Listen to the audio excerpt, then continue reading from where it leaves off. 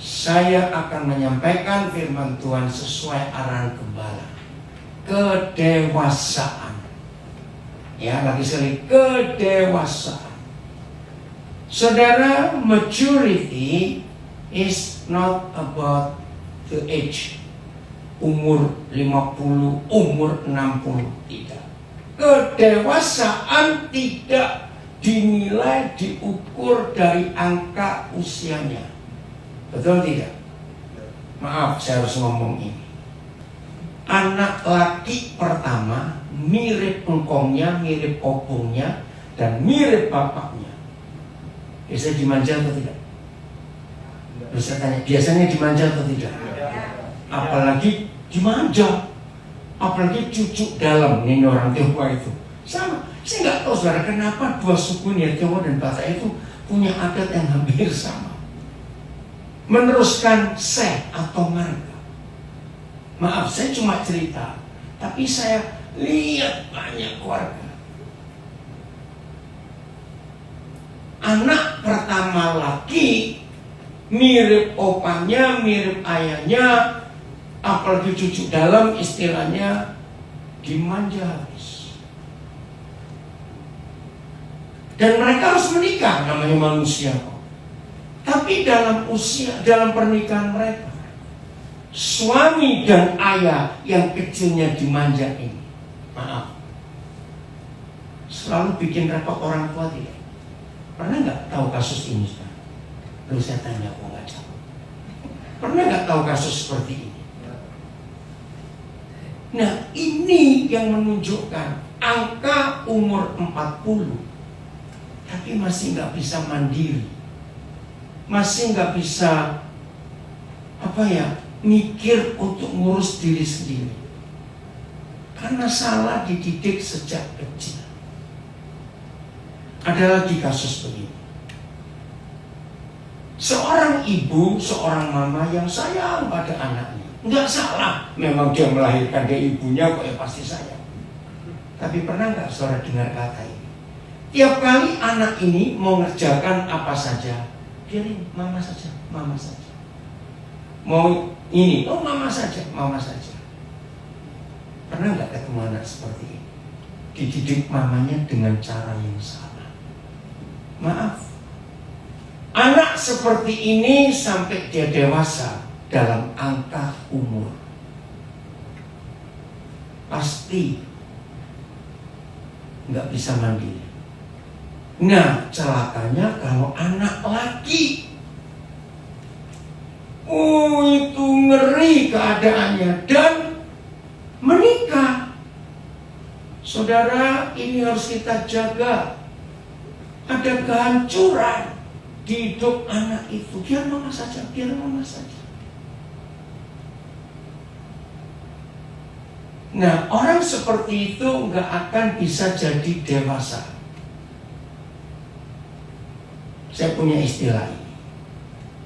Menjadi tua itu otomatis, betul atau salah? Mau dikasih obat, mau dioperasi, sedot lemak apapun, tetap tua tidak. Maaf ini jangan marah. Tetap tua tidak. Tetap. Tapi menjadi orang tua itu tidak otomatis. Ya, dalam bahasa Indonesia orang tua bukan old man, tapi papa mama.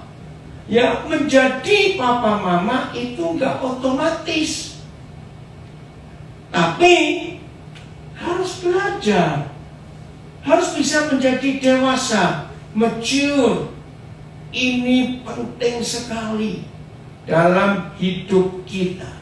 Maka itu kalau Bapak Gembala memberikan tema bulan ini soal kedewasaan, kita harus mikirkan. Untuk menjadi dewasa ada 3 hal yang secara alamiah. 1, perlu makan. Betul nggak? Kalau nggak ada makan, gimana bisa fisiknya kuat, dewasa? Nah, yang kedua, menjadi dewasa itu tergantung lingkungannya. Betul atau salah kalimat ini? Lingkungannya itu menentukan. Nah, yang ketiga, setelah makannya sehat, fisiknya baik, lalu lingkungannya benar, maka yang ketiga, kita buka dulu ayatnya, Lukas 2 ayat 52. Lukas 2 ayat 52. Nah, ini yang kita mau baca. Ada di Alkitab? Ada nggak? Ada ya? Oh, gimana di situ? Ayo, Lukas 2 ayat 52. Dan Yesus bagaimana? Ayo, makin bertambah besar secara fisik ya. Dan bertambah hikmatnya, wisdomnya, knowledge-nya, dan besarnya. Nah, besar yang ketiga itu apa? Spiritnya, rohnya. Ini luar biasa saudara firman Tuhan ini. Dan apa hasilnya? Kalau secara fisik bertambah besar, sehat dan kuat karena makanannya benar. Lalu secara mental, secara jiwa, secara soul, ya, mind, emotion, will, pikiran, perasaan, keinginannya, itu hikmatnya. Secara jiwa juga makin bertambah, dan secara roh makin dewasa. Nah, apa hasilnya? Baca sama-sama. 1, 2, 3. Dan makin dikasih oleh Tuhan dan manusia. Saudara, saya percaya semua kita akan respect kepada orang yang seperti ini. Ya, secara fisik luar biasa. Secara mental, secara pikiran, itu dewasa juga. Cara mengambil keputusan dalam hidup dewasa juga. Spiritnya, rohnya juga, aduh, luar biasa. Mengasihi Tuhan, itu hubungan dengan roh. Wajar nggak kalau orang seperti itu disayang orang, disayang Tuhan juga. Nah, adik, siapa namamu? Bisa bahasa Indonesia? Bisa ya? Ya. Saya tanya, ayo kita belajar semuanya. Kamu umur berapa yang belakang? Berapa? 27. Lihat. Sudah menikah atau belum? Belum ya, jangan cepat-cepat. Sudah nggak salah. Nah, kenapa saya pesan begini? Saya ini senang kalau di ibadah ada anak-anak, ada anak muda. Untuk saya pesan betul-betul. Ya, saya punya istilah dalam bahasa Jawa. Salah menikah itu ngemut silet seumur hidup. Tahu kata ngemut silet? Kenapa Bu? Sakit. Bukan cuma sakit, berdarah-darah. Betul nggak? Jadi orang salah menikah itu menderita loh seumur hidup. Kenapa orang bisa salah menikah? Istilahnya menikah dengan orang yang salah, bukan datang yang dari Tuhan. Nah, itu bahaya. Maka yang belum menikah di sini, jaga baik-baik, tunggu Tuhan, cari orang yang dewasa, secara fisik, secara mental, dan secara spiritual. Itu yang Tuhan cari. Oke? Nah, saya ulangi. Maka Yohanes 4 ayat 34. Ini diet yang terhebat dari surga. Yohanes 4 ayat 34.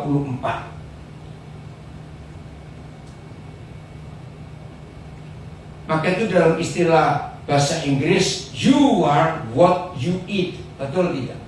Kamu itu adalah apa yang kamu makan. 80 sekian persen, hampir 90% orang itu sakit. Percaya nggak? Karena pola makannya salah. Betul atau salah? Betul? Nah, maka itu jangan tersinggung. Saya pakai istilah Jawa karena saya orang Surabaya. Nuangkan yang cangkem mau geragas. Minta maaf yang nggak ngerti, nggak usah tahu nggak. Mulut rakus itu sumber penyakit. Betul atau salah? Maka itu Alkitab ini satu-satunya buku di dunia, satu-satunya loh. Sebelum Musa tidak ada orang yang nulis tentang makanan, hanya Musa.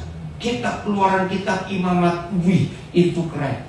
Tulisan yang sudah lebih dari 3.500 tahun masih relevan, masih up to date sampai hari ini. Karena itu firman Tuhan. Nah, makanan kita itu akan menentukan kedewasaan kita. Kata Yesus kepada mereka, apanya? Baca tuh, apanya? Makananku ialah melakukan kehendak Dia yang mengutus aku dan menyelesaikan pekerjaannya. Ini makanan yang sehat, yaitu melakukan kehendak Bapa dan menyelesaikan pekerjaannya. Woi, kalau saudara dan saya makan, melakukan kehendaknya, hidup ini pasti sehat. Saya beri contoh langsung. Sebagai manusia normal, maaf ya jangan tersinggung. Sebagai manusia normal, kehendak kita ini yang kudus atau yang kotor? Maaf saya cuma tanya. Kotor. Karena dosa ada di hidup kita.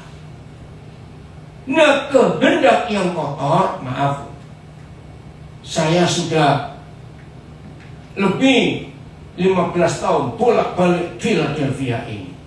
Maaf jangan tersinggung. Tidak sedikit orang-orang Indonesia kerja pabrik susah payah, banting tulang, sampai kerja ada 2 shift, kok 3 shift yang mati. Kerja begitu rupa dapat uang habis ke Atlantic City. Betul atau salah? Nah itu orang paling goblok sedunia. Serius saya berkata. Berarti orang itu makanannya kehendak siapa? Kehendak setan.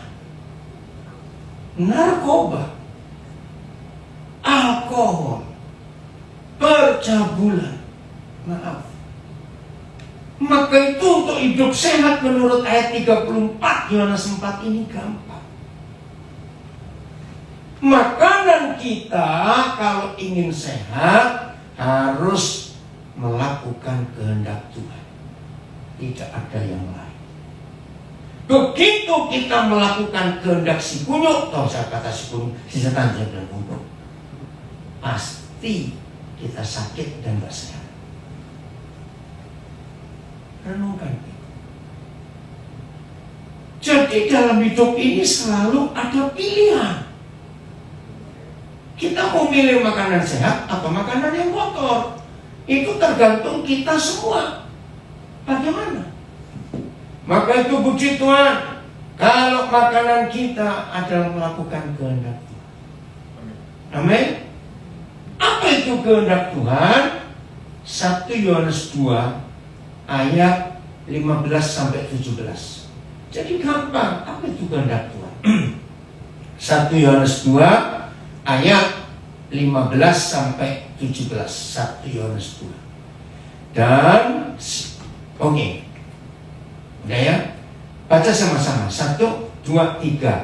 Janganlah kamu, ganti. Janganlah aku ya, ganti aku. 1, 2, 3. Janganlah aku mengasihi dunia dan apa yang ada di dalamnya.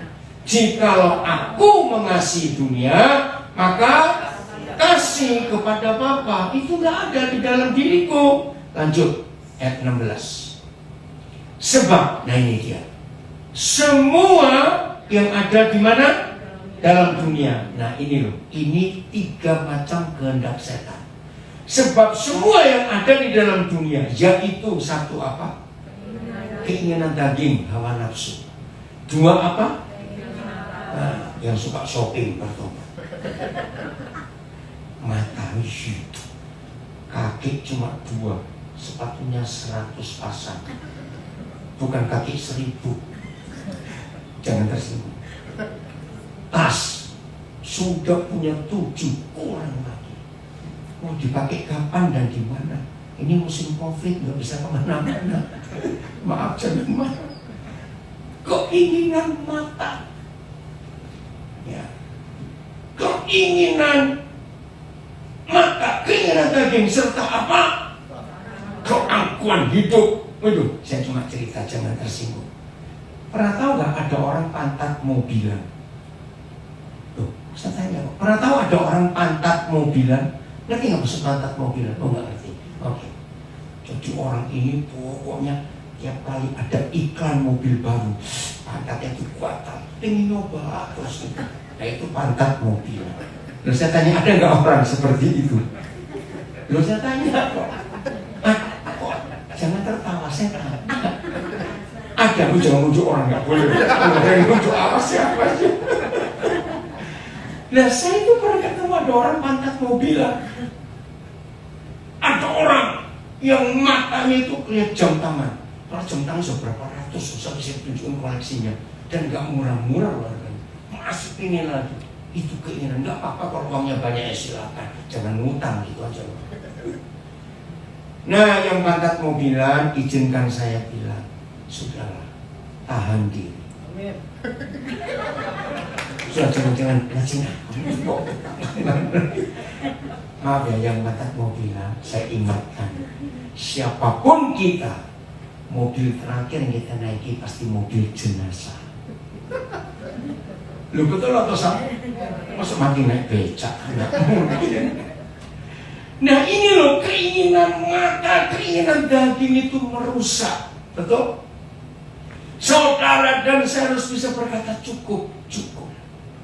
Suami istri yang gak pernah merasa puas dengan pasangannya, setan bekerja di hidup orang itu. Ya atau tidak? Dibuat gak puas, buat kurangin. Akhirnya setan masuk dan terjadi perjinan, perselingkuhan gara-gara mata dan keinginan daging. Yang ketiga apa? Serta baca serta keangkuhan hidup. Apa itu keangkuhan hidup? Maunya sombong, maunya apa? Saudara, ayo kita stop. Sungguh COVID-19 merubah semua kehidupan. Betul nggak? Hidup gereja dirubah, hidup semuanya mengerikan. Baca kalimat terakhir 1, 2, 3. Bukanlah berasal dari Bapa, melainkan berasal dari dunia. Nah ini jangan kita makan. Ayat 17. Dan siapa? Dunia ini bagaimana? Nah kata sedang itu, saya tahu nggak arti kata sedang? Dunia ini sedang lenyap. Apa kata sedang? Ada bahasa Inggrisnya nggak? Di situ terjemahan apa? Jangan King James, jangan terlalu tua nanti. Ada? Saya mau lihat bahasa Inggrisnya. Ayo, kata lain apa? Sedang. Dunia ini sedang lenyap. Akan. Betul. Tapi ada kata lain lagi. Ayo, nggak apa-apa, salah nggak apa-apa jawab. Ayo. Ya, karena saya pertama kali bertemu saudara, saya ini kalau khotbah itu ngajar, nggak ngomong sendiri, nggak. Saya ingin ada interaksi dengan yang mendengar saya supaya hidup. Apa kata lain sedang? Akan. Is fading away. Proses. Ada suara di sini tadi? Apa bilang? And the revolt.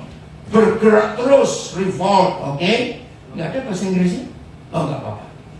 Dunia ini sedang lenyap. Jadi pelan-pelan dalam proses untuk lenyap, fading. Dengan apanya? Ayo, dengan apanya? Keinginannya. Lihat 3 tadi. Keinginan daging, keinginan mata, keangkuhan hidup. Dunia ini sedang lenyap. Berarti kalau orang memiliki 3 keinginan dunia ini dan dunia ini lenyap, maka orang itu akan apa? Loh, saya tanya. Lenyap. Wih, ngeri sekali. Tetapi, baca sama-sama. 1, 2, 3. Tetapi orang yang melakukan kehendak Tuhan tetap hidup selama-lamanya. Saya tanya lagi, apa tadi makanan Tuhan Yesus? Melakukan kehendak Bapanya yang di surga. Jadi kalau saudara dan saya melakukan keinginan Bapa di surga, kalau kita memutuskan makan keinginan Bapa di surga, hidup ini pasti sehat. Amin. Jauh dari yang kotor tadi. Nah, inilah makanan. Masih ingat ketika Tuhan Yesus coba iblis? Kan dia lapar. Betul? Terus setan datang, kamu kan anak Tuhan, masa nggak bisa merubah batu menjadi roti? Bisa aja. Tapi jawab Tuhan Yesus, manusia tidak hidup hanya dari roti, dari nasi, tidak, tapi dari setiap firman. Jadi makanannya apa? Firman. Yang mencintai firman pasti akan sehat dan panjang umur. Karena firman itu makanan. Oke, saya bilang yang kedua, lingkungan, teman bergaul. Kita buka Mazmur 1 ayat 1. Mazmur 1 ayat 1. Terima kasih Bapak, Kau memberikan kebenaran ini luar biasa. Mazmur 1 ayat 1. Nah, lingkungan kita harus kita jaga.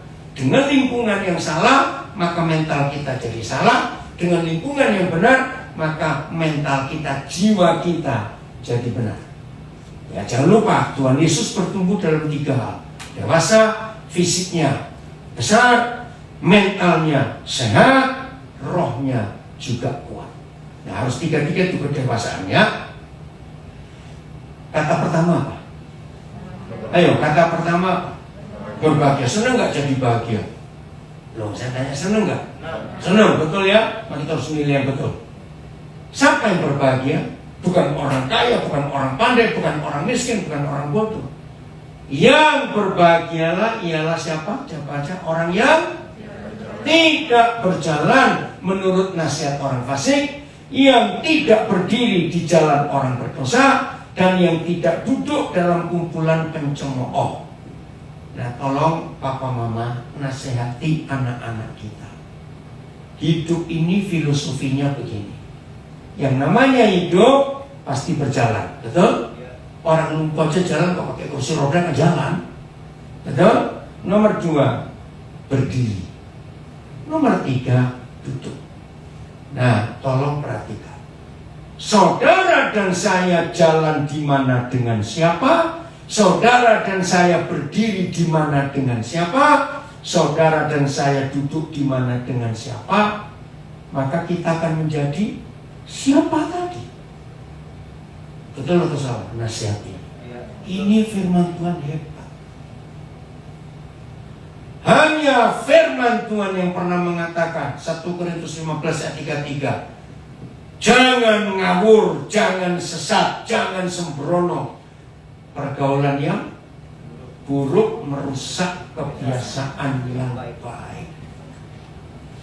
Mental kita jadi dewasa atau kerdil tergantung kita duduk di mana dengan siapa, berjalan di mana dengan siapa, berdiri di mana dengan siapa. Ini firman luar biasa. Nasihati anak-anak kita. Katakan pada mereka, suatu hari Papa Mama pasti akan meninggalkan kalian.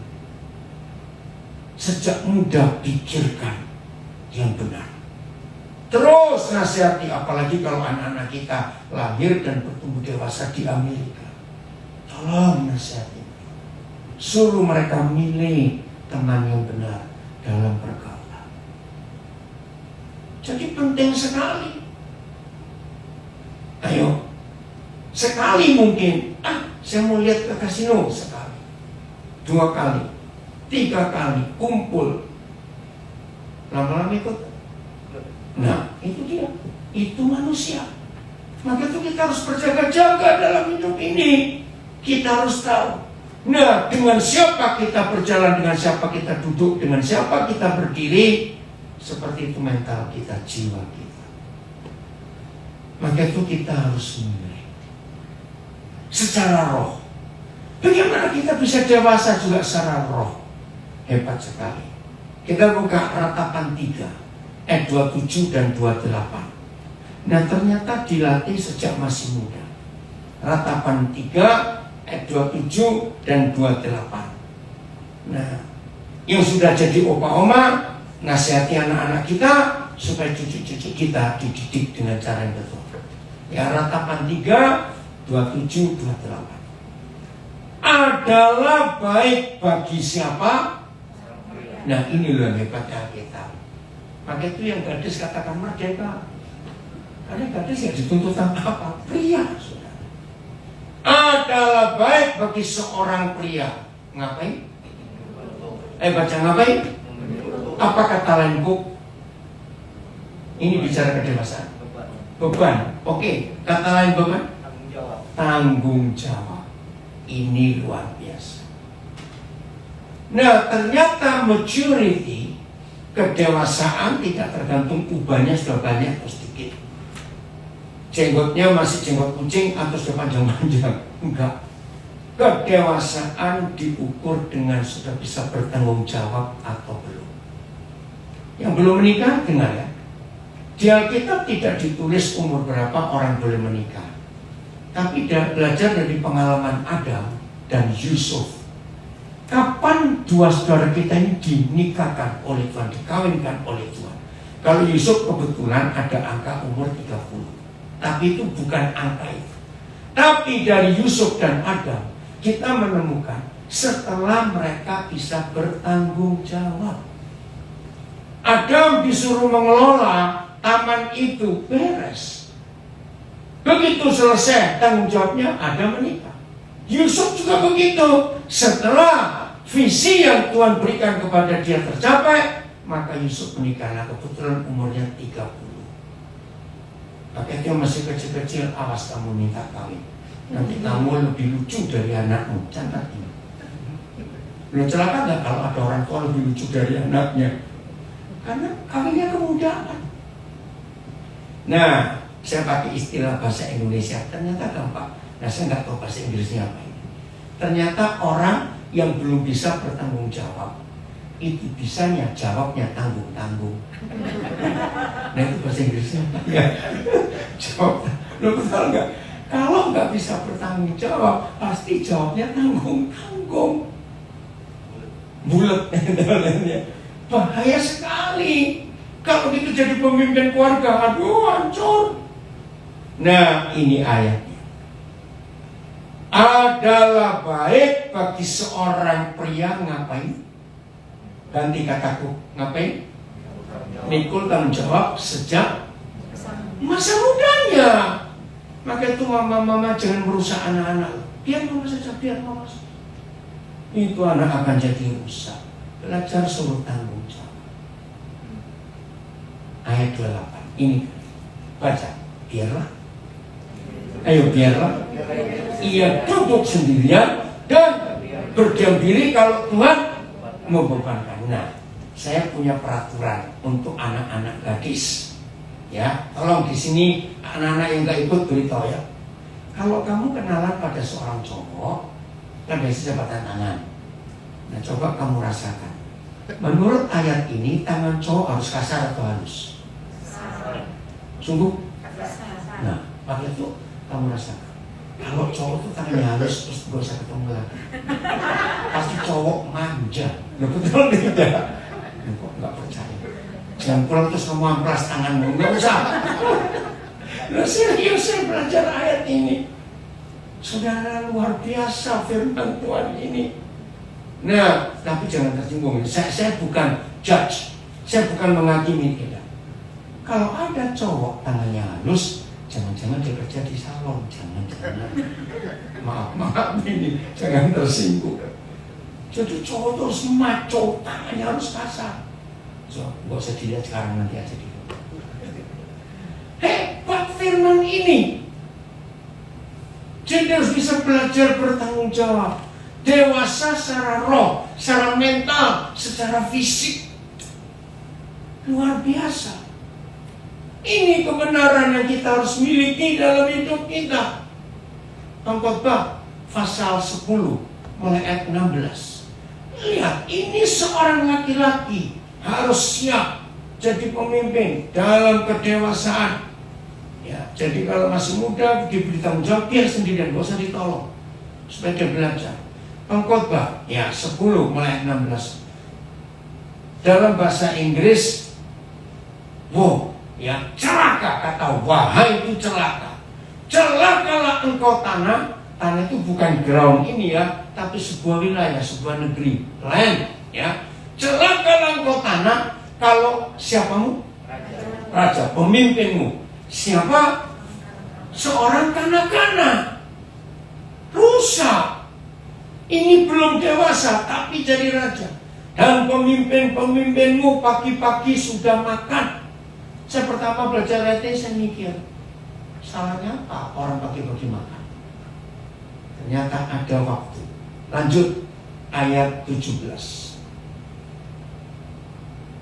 Berbahagialah engkau negeri atau negara kalau rajamu seorang yang berasal dari kaum pemuka, nobel, ya, orang terhormat. Dan pemimpin-pemimpinmu, nah ini dia, makan pada waktunya. Seorang leader, seorang pemimpin, seorang suami, seorang gembala harus selalu mengutamakan anak-anaknya dulu. Kalau yang dipimpin sudah makan, baru pemimpin itu boleh makan. Maka itu teguran ayat 16 tadi. Anak-anak suka rebutan makanan.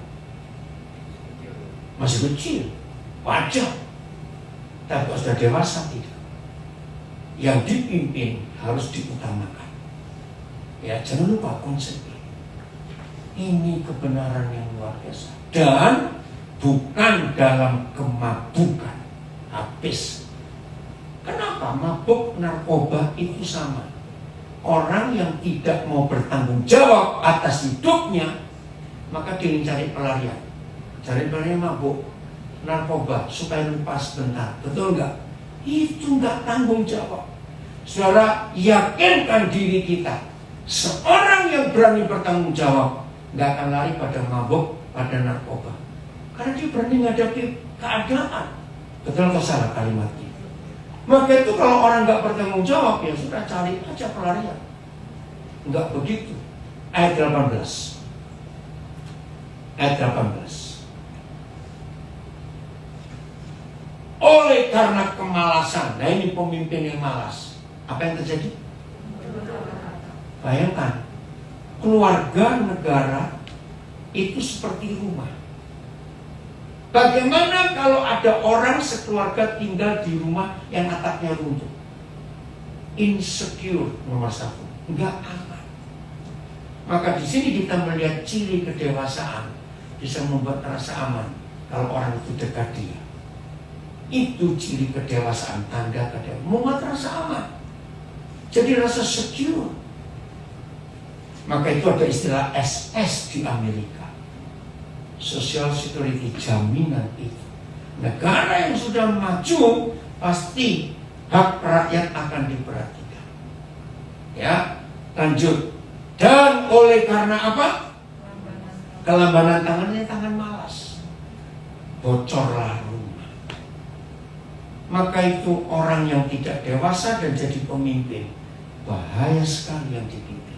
Kasihan. Hanya sibuk diri sendiri. Wih, ini luar biasa. Tadi malam kami lagi Zoom, ya saya lagi Zoom dengan beberapa saudara. Nah, terus bicara soal ketaatan, saya baru tahu. Obedience, itu bahasa Inggris. Ternyata kata kunci obedience ada di 3 huruf. DYE. Coba lihat, ada enggak? Artinya apa? DYE? Die. Mati. Nah, untuk mati, die, obedience, maka harus mati adalah huruf I. Itulah ego, itulah aku. Saya nggak tahu siapa yang nulis bagus sekali. Tadi malam kami diskusi soal itu. Indonesia masih aku. Betul, jadi ketaatan akan terjadi kalau kita bisa mematikan ego kita. Maka kita akan selalu berkata, your will be done. Orang yang masih kuat kemauannya, egonya, susah ditaklukkan. Nah saudara, begitulah hidup kita. Tanda kedewasaan adalah berani bertanggung jawab. Dan kalau kita berani bertanggung jawab, maka orang-orang yang kita pimpin akan aman hidupnya. Dan sungguh menyenangkan hidup yang seperti itu. Anak-anak pasti bahagia. Maka itu jangan terjadi ada suami malas, istri yang suruh kerja. Aduh Tuhan tolong. Apalagi Kalau suami itu anak tunggal dari keluarga kaya, cuma jagakan warisan aja, ya lama-lama habis juga kalau dimakan. Betul tidak? Nah, ini yang berbahaya dalam hidup kita. Nah, apa tanda kedewasaan yang lain? Berani menjadi contoh. Betul atau salah? Orang yang dewasa itu berani berkata, tiru aku, ikut aku, karena dia pemimpin. 1 Korintus 11 ayat 1. Kita lihat ya, 1 Korintus 11 ayat 1. Penting sekali dalam hidup kita menggunakan firman. 1 Korintus 11 ayat 1. Baca sama-sama. 1, 2, 3. Jadilah pengikutku sama seperti aku juga menjadi pengikut Kristus. Ini luar biasa. Ada terjemahan AYT. Jadilah orang-orang yang menuruti teladanku seperti aku juga terhadap Kristus. Terjemahan sederhana Indonesia. Jadi ikutlah teladan saya, sama seperti saya juga mengikuti teladan Kristus. Saya akan terangkan ayat ini dengan sebuah kisah. Kalau suatu hari ada orang, teman baik saudara, rekan kerja saudara, yang mereka tahu saudara itu pengikut Yesus. Mungkin mereka ngecek atau tidak, nggak peduli. Tiba-tiba orang itu tanya, aku lihat hidupmu itu luar biasa loh, kamu hebat sekali loh. Pasti Yesusmu yang ngajari kamu seperti itu. Terus tanyanya gini, kira-kira aku ingin tahu Yesusmu itu seperti apa. Menurut 1 Korintus 11 ayat 1, saudara dan saya harus berani menjawab begini.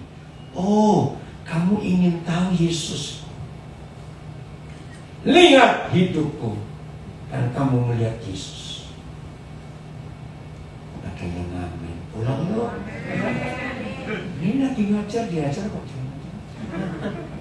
Betul? Pertanyaan berikut.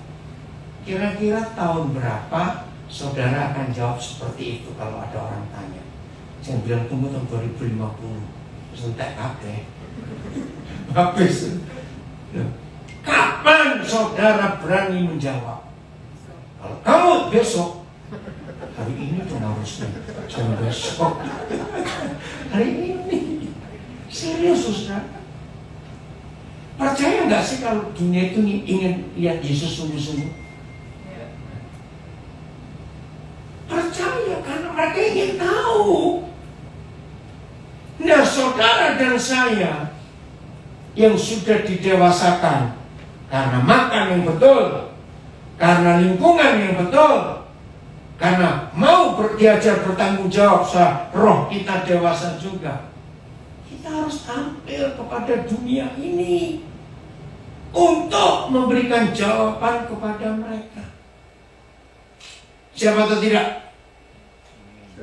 Siapa atau tidak? Jangan bilang amin, belum tentu. Siapa ya Tuhan, kau dengar semuanya. Maka itu yang sering doa begini, ku mau sepertimu Yesus. Sering gak? Betul?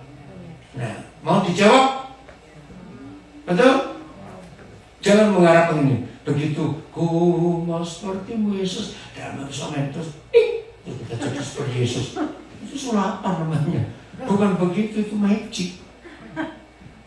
Begitu saudara dan saya dijawab doa kita, ku mau jadi sepertimu Yesus. Saya beri contoh. Kalau anak kecil, ini bahasa Surabaya, gondokan, ngambekan. Tahu ya kata ngambek? Ustaz tanya, tahu nggak kata ngambek? Apa kata lainnya apa? Gondok, ngambek. Apa? Bukan marah. Belum marah itu. Kesel. Apalagi? Apa? Bebek. Oh, saya perlu dengar kata bebek. Oh, bete. Kamu bilang bebek ya. Maaf. Bete. Bener bebek iya. Mana sih kamu itu? Maaf. PT, apalagi itu bahasa anak muda. Bahasa Inggrisnya apa ya? Ngambek.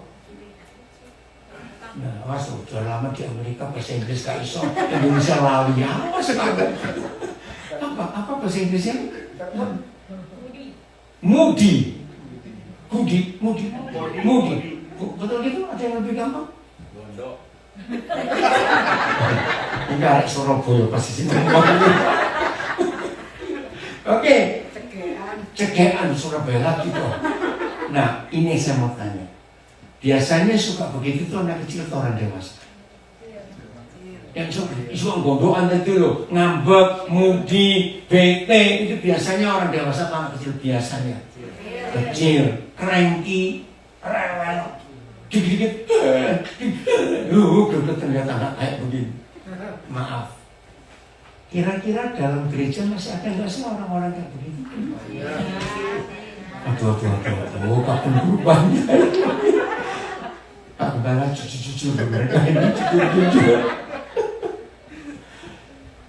Itu tanda-tanda kita belum dewasa. Ngasih persembahan, salah nulis angka. Ngasih 100 ditulis 10. Terus gondok lagi. Ngambek, itu anak kecil. Betul? Iya. Ada usher di depan pintu gereja. Lagi sibuk melihat yang lain. Ada jemaat datang, enggak disapa, ngambek lagi. Itu anak kecil. Kapan dewasa? Betul tidak? Nah, maka itu. Kalau saudara dan saya berdoa, aku mau sepertimu Yesus, maka yang pertama digarap oleh Roh Kudus adalah rasa tersinggung kita ini. Betul? Saya pernah jadi gembala cukup lama, hampir 20 tahun di Surabaya. Nah, saya punya cara ini. Yang suka tersinggung, yang sombong, saya kerjain habis. Coba ditiru boleh Pak Gembala. Jadi ada satu orang, ini sombongnya. Dan memang dia itu kalau memimpin pujian bagus sekali. Sudahlah, orang berkata, wih urapan. Nah, suatu hari saya tes dia. 3 bulan sebelumnya saya sudah beritahu. Nanti minggu kesekian bulan ini kamu siap memimpin pujian. Wah, sudah siap dia. Saudara, kurang 2 hari, hari Jumat sebelum minggu saya batalkan. Kira-kira yang anak kecil ini gimana? Kurang 2 hari dibatalkan. Ngambek, marah. Nah, saya kumpulin semua tim presiden. Maaf ya, Tuhan gak berkenan dengan caramu seperti itu. Berarti kamu hanya ingin tampil dipuji orang. Mau bertobat atau tidak? Terus terang saya begitu. Bahkan di Jumat juga begitu.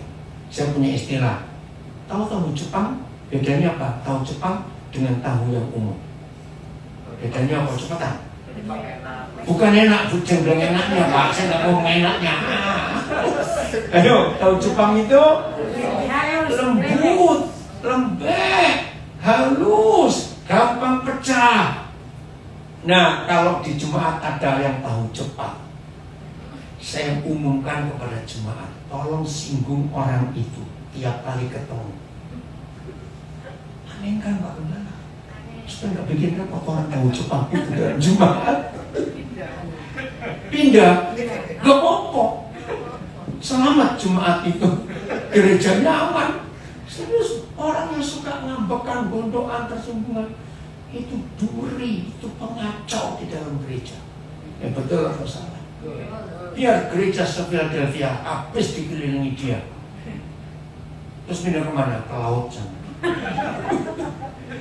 Daripada ribut terus. Itu orang gak dewasa seperti itu. Ayo, jadi kalau Tuhan Yesus jawab doa kita, ku mau sepertimu Yesus, langsung siap.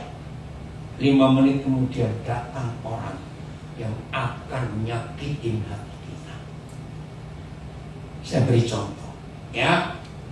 Suatu hari ada orang lagi berdiri nunggu sesuatu. Saya nggak tahu nunggu bis, nunggu apa, nunggu orang, nggak tahu lah, pokoknya nunggu sesuatu. Saya tanya, tiba-tiba ada orang lewat di depan dia, nggak kenal, nggak ada apa-apa.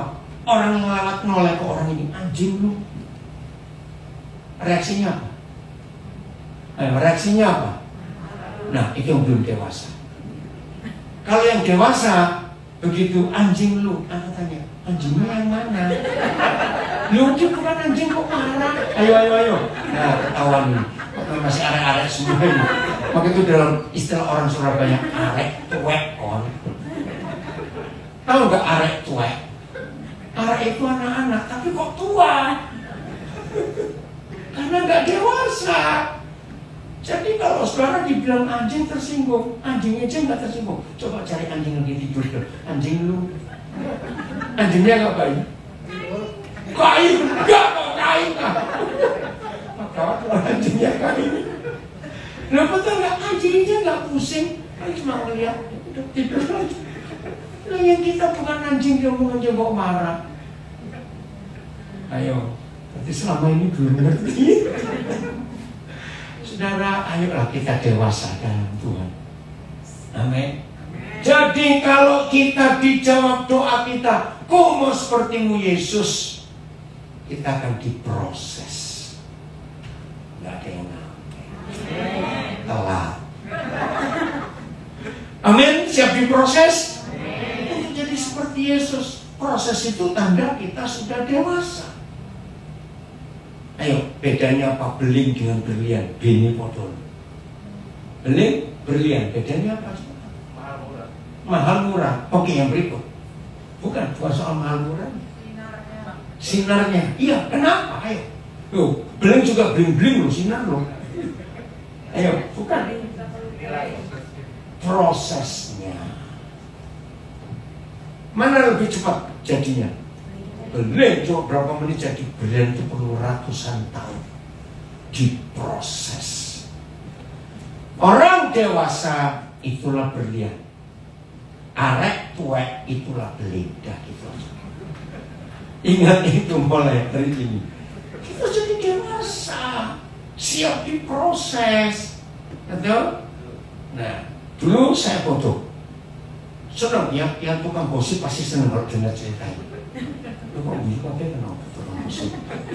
Tukang gosip begini, kalau ada orang yang kata, aku beritahu kamu ya, tapi jangan kasih tahu orang lain. Itu tukang gosip senang. Siapa itu? Ya mocok. Betul? Tukang gosip akan terus cari berita. Tapi satu hari Roh Kudus ngajar. Daniel, kalau ada orang ngajak kamu bicara, aku beritahu kamu ya, tapi jangan kasih tahu orang lain. Terus lepas sepatumu, tampar pipi kiri 14 kali, pipi kanan 13 kali. Dulu, kenapa begitu Tuhan? Ternyata ini jawaban. Dengar baik-baik dia ngomong, aku beritahu kamu, tapi jangan beritahu orang lain. Berarti kita dianggap orang nggak sama dia? Loh, aku beritahu kamu ya, tapi jangan beritahu orang lain. Jadi nggak beritahu siapa? Orang. Nah terus yang diajak ngomong ini gugup. Betul. Ini loh kurang ajar yang kita sering nggak ngerti. Ya, jadi begitu tampar 27 kali ngomong, aku juga uang, dasmu ngomong. Nggak ngerti jangan nggak usah tahu. Aku juga orang, kok kamu bilang nggak usah orang lain tahu? Awas kamu. Cari orang lain yang bisa kamu anggap bukan orang untuk ngomong, jangan ngomong aku. Jadi yang tukang gosip bertobat. Bagian terakhir, saya salah pada Pak Gembala. Saudara, kedewasaan kita itu ditentukan dengan sikap hidup kita menghadapi apa saja. 2 Korintus 12 mulai ayat yang ke-8, ini ayat terakhir. 2 Korintus 12 mulai ayat 8. Bapak terima kasih ya untuk tema kedewasaan luar biasa. Tentang hal itu, aku sudah berapa kali berseru berdoa? 3 kali kepada Tuhan supaya utusan iblis itu mundur daripadaku. Nah, kenapa intonasi saya ubah? Karena ini menjerit Paulus ini. Dia ada duri dalam daging. Coba lihat ayat yang ke-7 ya, supaya lengkap. Ini loh, orang dewasa itu nggak takut sakit, katakan amin. Betul? Nggak takut sakit. Lihat video-video viral dari Indonesia. Waktu suntik vaksin, ada orang maco mau disuntik, takutnya luar biasa. Pernah lihat nggak video kayak begitu? Nah, itu anak kecil. Oke? Dan supaya aku jangan meninggikan diri. Nah ini loh. Supaya nggak sombong. Anak kecil itu suka pamer, wajar karena dia masih kecil. Dan supaya aku jangan meninggikan diri karena pernyataan-pernyataan yang luar biasa itu, maka aku diberi suatu duri dalam dagingku. Ini nggak enak sekali. Yaitu seorang utusan iblis untuk menggocok supaya aku jangan meninggikan diri. Ayat 10, ayat 9, nah 8 nggak usah dibaca lagi. Ayat 9. Tetapi jawab Tuhan kepadaku, ini dewasa. Baca sama-sama. Cukuplah kasih karunia-Ku bagimu, sebab justru dalam kelemahanlah kuasaku menjadi sempurna dalam dirimu. Akhirnya Paulus ngomong apa? Ini orang dewasa. Baca yang kuat. 1, 2, 3. Hai, sebab itu terlebih suka aku diajak makan gratis setiap hari. Begitu. Ayo, lebih suka apa? Ini kedewasaan. Sebab itu terlebih suka aku bermegah atas kelemahanku, supaya Kristus turun menolong aku. Nah, ayat 10-nya, ayat 11-nya, ayo kita jadikan tanda. Ini dewasa. 10. Karena itu, saudara dan saya harus apa? Senang. Senang apa? Dan rela. Di mana? Dalam kelemahan 1, 2, dalam siksaan 3, dalam kesukaran 4, dalam penganiayaan 5, dalam kesesatan oleh karena Kristus. Sebab jika aku lemah maka aku kuat. Ini tanda dewasa. Oke, mudah-mudahan nggak ada yang kecewa datang ibadah hari ini dengar firman nggak enak. Betul nggak? Firman hari ini enak nggak? Enggak. Mana diajar begitu. Nah, kalau saudara nggak suka waktu saya lapor ke Pak Teman Sarifin, karena kan kembali berita betul ya tadi kedewasaan itu. Oke, selamat menjadi dewasa, tinggalkan dunia anak-anak. Amin. Amin. Amin. Jadi seperti Yesus. Dan memberkati kita semua di rumah juga. Saya sarankan pada Pak Gembala. Terima kasih ya Pastor Roset. Saya dapat kesempatan luar biasa.